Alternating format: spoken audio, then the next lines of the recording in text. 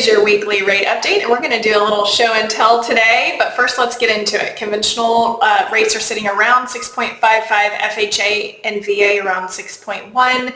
Both stocks and mortgage bonds are rebounding sharply this morning after Trump said the U.S. had talks with Iranian leaders that were productive and could lead to a total resolution this week. Over the weekend, Trump threatened to attack Iranian power plants if they didn't open the Strait of Hormuz within 48 hours, which would be tonight, the night of March 23rd.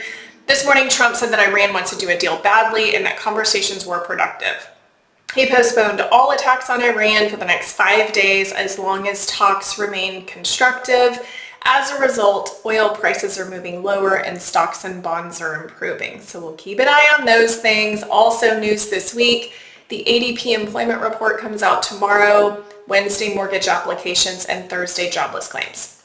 Okay, so let's talk about this candlestick chart that I'm showing you right now. So this is basically showing you what mortgage bonds are doing, which are what's showing rates going up and down constantly, right? So basically green is good for rates and red is bad. So if you look at the dates at the bottom, today is March 23rd. If you go back to February 27th, it's green, and that's kind of the best we had rates for in about a year.